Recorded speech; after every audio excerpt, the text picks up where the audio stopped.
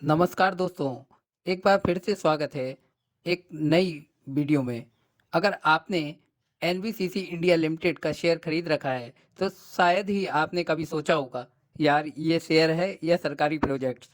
क्योंकि कभी यह इतनी तेज़ी दिखाता है कि लगता है अब तो रॉकेट बनने वाला है, और कभी इतना धीरे चलता है कि लगता है फाइल अभी सरकारी ऑफिस में साइन के लिए घूम रही है। लेकिन दोस्तों, यही बाजार की असली कहानी है। यहाँ कभी तेजी, कभी गिरावट और कभी कभी सिर्फ इंतजार। और जो निवेशक इंतजार करना सीख जाता है, वही असली खिलाड़ी बनता है। एनबीसीसी आखिर करती क्या है, अब जल्दी से समझ लेते हैं। कंपनी का काम। एनबीसीसी एक सरकारी कंपनी पीएसयू है, जो मुख्य रूप से काम करती है government infrastructure projects, real estate development, project management, consultancy. मतलब अगर देश में सरकारी बिल्डिंग, कॉलोनी रीडेवलपमेंट या कोई बड़ा इंफ्रास्ट्रक्चर प्रोजेक्ट बन रहा है, तो कई बार उसके पीछे एनबीसीसी जैसी कंपनियों की बड़ी भूमिका होती है। सीधी भाषा में कहें तो यह सरकारी कंपनी बिल्डर की तरह काम करती है। अब बात करते हैं चार्ट एनालिसिस की।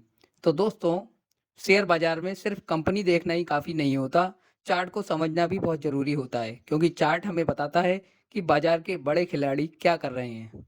अगर हम बात करें एनबीसीसी के चार्ट को देखें, तो इसमें कुछ महत्वपूर्ण सपोर्ट और रेजिस्टेंस लेवल दिखाई देते हैं। सपोर्ट लेवल वह होता है जहां अक्सर शेयर गिरकर रुकने की कोशिश करता है। एनबीसीसी का शेयर अभी 85 रुपये 86 रुपये के लेवल पे ट्रेड करता हुआ नजर आ रहा है। और इसमें जो इसका सपोर्ट लेवल है, वो 110 रुपये का लेवल, जिसे जी ब्रेक करके 85 रुपये के लेवल के आसपास अभी ट्रेड करता हुआ नजर आ रहा है। तो स्टॉक अभी जब तक 110 रुपये और 115 रुपये के लेवल से नीचे है, तो इस स्टॉक में अभी करेक्शन देखने को मिल सकता है।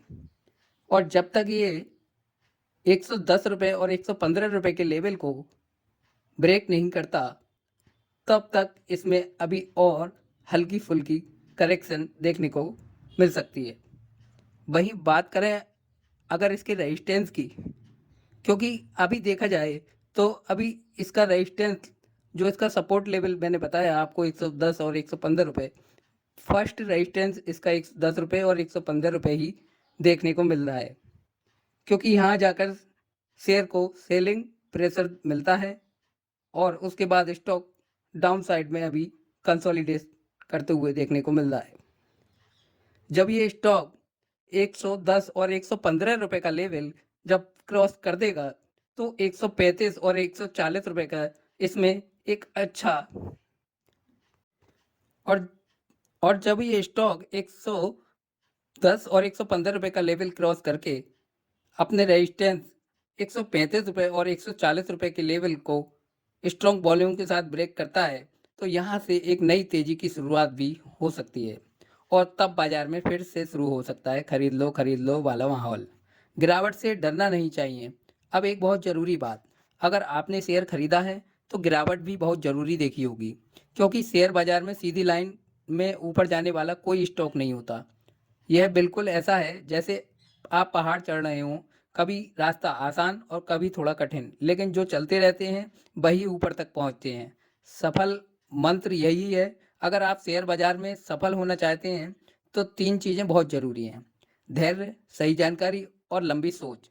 क्योंकि शेयर बाजार में सबसे बड़ा दुश्मन होता है डर और लालच। जो निवेशक इन दोनों को कंट्रोल करता है, वह ही धीरे धीरे मजबूत निवेशक बन जाता है। भविष्य में अगर संभावना इसमें ढूंढें, तो आप देखेंगे भारत तेजी से इंफ्रास्ट्रक्चर डेवलपमेंट की तरफ बढ़ रहा है। नई सड़कें, नई बिल्डिंग और रीडेवलपमेंट प्रोजेक्ट्स। अगर देश में विकास होता है, तो ऐसी कंपनियों को अक्सर उसका फायदा मिलता है। लेकिन याद रखिए, शेयर बाजार में हर चीज़ समय लेकर ही होती है।